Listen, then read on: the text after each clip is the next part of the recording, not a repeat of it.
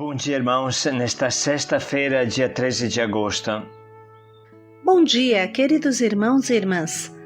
Vamos hoje meditar o Evangelho de São Mateus, capítulo 19, versículos de 3 a 12. O casamento humano, imagem do casamento com Deus. Grande é a novidade que Jesus traz no campo da afetividade humana. Primeiro, ele endireita a mentalidade hebraica, afirmando a indissolubilidade do casamento, pacto perene até a morte, símbolo do pacto inviolável que cada um de nós tem com Deus.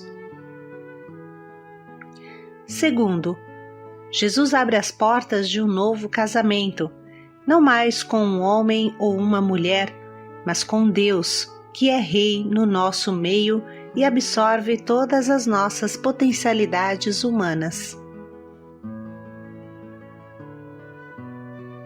O Senhor esteja convosco. Ele está no meio de nós. Proclamação do Evangelho de Jesus Cristo segundo São Mateus. Glória a vós, Senhor. Naquele tempo, alguns fariseus aproximaram-se de Jesus e perguntaram para o tentar: é permitido ao homem despedir sua esposa por qualquer motivo? Jesus respondeu: nunca lestes que o Criador desde o início os fez homem e mulher? E disse: por isso o homem deixará pai e mãe e se unirá à sua mulher, e os dois serão uma só carne. De modo que eles já não são dois, mas uma só carne. Portanto, o que Deus uniu, o homem não separe. Os fariseus perguntaram então: como é que Moisés mandou dar a certidão de divórcio e despedir a mulher? Jesus respondeu: Moisés permitiu despedir a mulher por causa da dureza do vosso coração. Mas não foi assim desde o início. Por isso eu vos digo: quem despedir a sua mulher, a não ser em caso de união ilegítima, e se casar com uma outra, comete adultério. Os discípulos disseram a Jesus: se a situação do homem com a mulher é assim, não vale a pena se casar. Jesus respondeu: nem todos são capazes de entender isso, a não ser aqueles a quem é concedido. Com efeito, existem homens incapazes para o casamento porque nasceram assim. Outros porque os homens assim os fizeram. Outros ainda se fizeram incapazes disso por causa do reino dos céus. Quem puder entender, entenda. Palavra da salvação. Glória a vós, Senhor.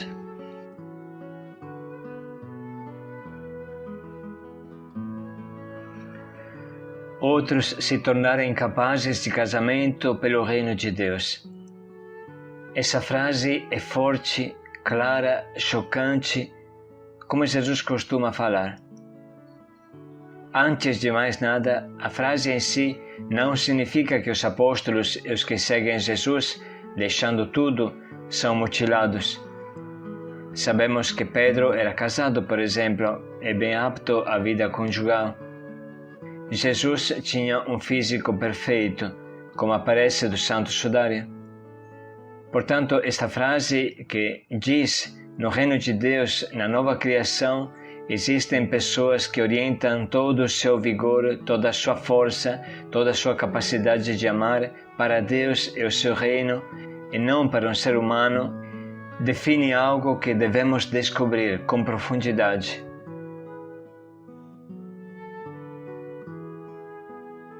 Não podemos, nesse breve diário, analisar de qual forma Jesus chegou a pronunciar essa frase. No episódio, aparece uma certa mentalidade machista dos apóstolos, que reivindicam o direito à certidão de divórcio. Mas Jesus não para nisso. Pelo contrário, leva todos a um nível superior e escancara as portas para uma nova realidade, totalmente nova e desconhecida no Antigo Testamento.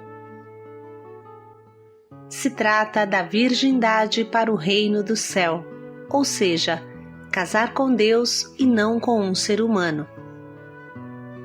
É uma nova dimensão, completamente diferente da mentalidade judaica que queria de toda moça uma esposa e de toda esposa uma mãe. A falta de casamento ou de filhos era considerada uma vergonha e até uma maldição. Jesus, com uma coragem imensa, renova também essa realidade e revela a verdadeira natureza do ser humano na sua totalidade e complementaridade de homem e mulher. Casar com Deus. O fim último de todos nós é casar com Deus, porque no céu não haverá mais mulher ou marido, todos serão como anjos. Não porque perdem suas características sexuais, mas porque não haverá mais casamento humano, mas Deus será tudo em todos. Vale a pena aqui lembrar o famoso aconselhamento de São Paulo, que coloca em destaque o dom da virgindade para o reino do céu. Isso digo como concessão, não como ordem, pois queria que todos fossem como eu. Mas cada um tem de Deus um dom particular, um este, outro aquele. Aos solteiros e às viúvas digo que lhes é bom se permanecem assim, como eu. Mas se não podem guardar a continência, casem-se. É melhor casar do que abrasar-se. Aos casados mando, não eu, mas o Senhor, que a mulher não se separe do marido. E se ela estiver separada, que fique sem se casar, ou que se reconcilie com seu marido. Igualmente, o marido não repudie sua mulher. Aos outros digo eu, não o Senhor, cada um permaneça na profissão em que foi chamado por Deus. A respeito das pessoas virgens, não tenho mandamento do Senhor, porque dou o meu conselho, como homem que recebeu da misericórdia do Senhor a graça de ser digno de confiança. Julgo, pois, em razão das dificuldades presentes, ser conveniente ao homem ficar assim como é. Estás casado? Não procures desligar-te. Não estás casado? Não procures mulher. Mas se queres casar-te, não pecas. Assim como a jovem que se casa não peca.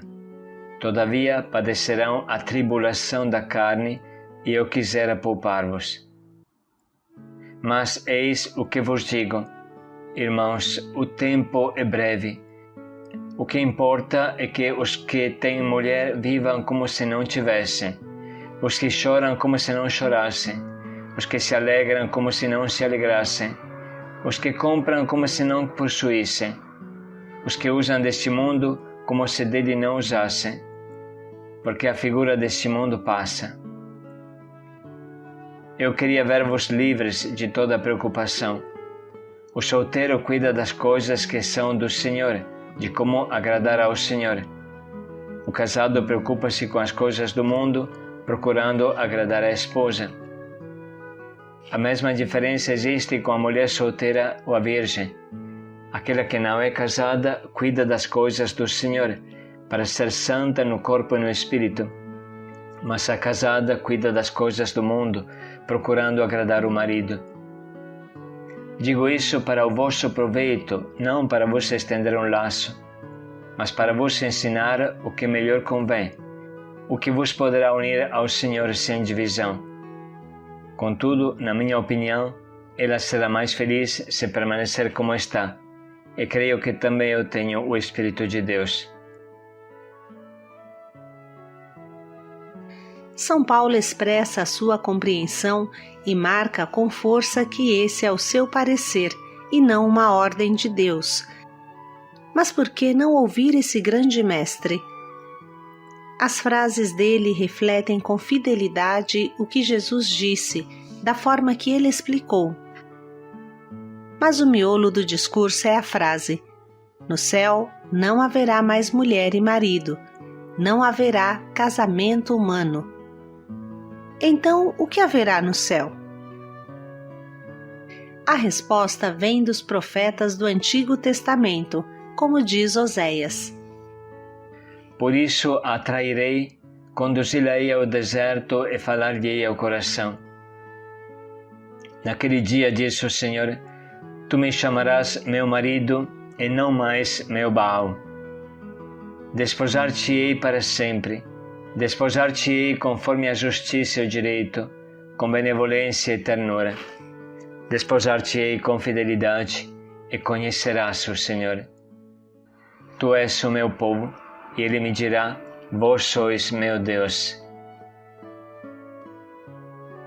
O fim último de tudo não é o casamento humano, mas o casamento com Deus. Como povo da aliança, casaremos todos com Deus, como povo e como pessoas individuais. Deus não nos ama por atacado, mas ama a todos de maneira pessoal e íntima. O fato de Deus esposo amar a todos não tira nada ao fato que Ele me ama totalmente, pessoalmente, intimamente, como podem testemunhar todos os consagrados desse mundo. E lembremos que no céu seremos todos consagrados a Deus, que será tudo em todos. Nesse sentido, poderíamos dizer que o casamento humano é um bom ensaio para casarmos com Deus. Enfim, tem uma outra frase muito importante. Para o reino de Deus. Existem pessoas capazes de renunciar ao casamento humano para o reino de Deus. A renúncia à paternidade e maternidade humana e física tem uma grande finalidade, uma maternidade e paternidade espiritual imensa, como foi a paternidade de Jesus, que não casou com mulher nenhuma e não teve filhos biológicos. Muito devemos refletir sobre isso. Mesmo os casais têm esse grande objetivo diante dos olhos: juntar a paternidade e maternidade biológica com a paternidade e maternidade do coração, que é sem fim. Não podemos ir além disso devido ao pouco tempo que temos, mas estas considerações nos ajudam a compreender melhor o misterioso trecho de hoje. Naquele tempo, alguns fariseus se aproximaram-se de Jesus e perguntaram para o tentar: é permitido ao homem despedir sua esposa por qualquer motivo? Jesus respondeu: nunca lestes que o Criador desde o início os fez homem e mulher? E disse: por isso o homem deixará pai e mãe e se unirá à sua mulher, e os dois serão uma só carne. De modo que eles já não são dois, mas uma só carne. Portanto, o que Deus uniu, o homem não separe. Os fariseus perguntaram então: como é que Moisés mandou dar a certidão de divórcio e despedir a mulher? Jesus respondeu: Moisés permitiu despedir a mulher por causa da dureza do vosso coração, mas não foi assim desde o início. Por isso eu vos digo, quem despedir a sua mulher, a não ser em caso de união ilegítima, e se casar com uma outra, comete adultério. Os discípulos disseram a Jesus: se a situação do homem com a mulher é assim, não vale a pena se casar. Jesus respondeu: nem todos são capazes de entender isso, a não ser aqueles a quem é concedido. Com efeito, existem homens incapazes para o casamento porque nasceram assim. Outros porque os homens assim os fizeram. Outros ainda se fizeram incapazes disso por causa do reino dos céus. Quem puder entender, entenda. Vamos parar um pouco agora para sublinhar e anotar as frases que mais nos atingem.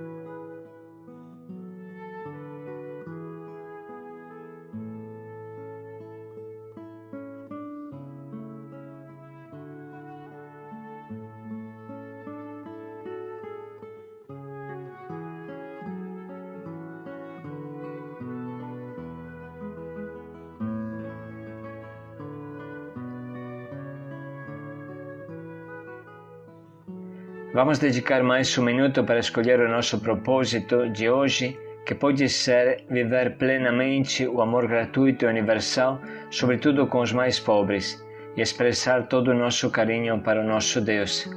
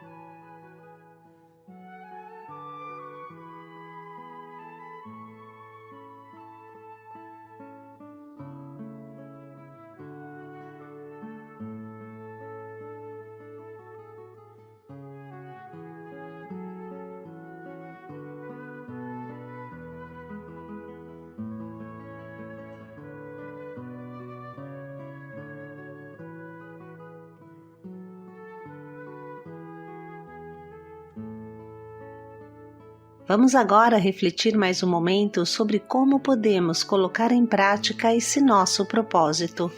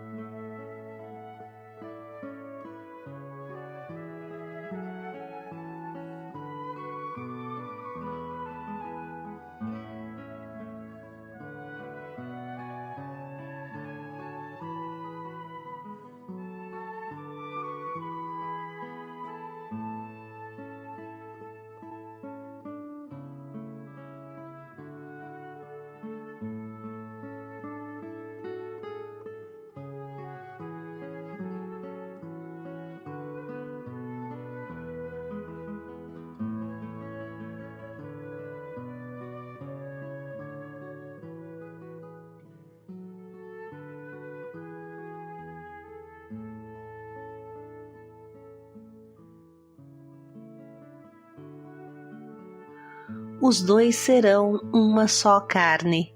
Paz e alegria a todos. Todos seremos um só espírito com o Senhor. Paz e alegria a todos.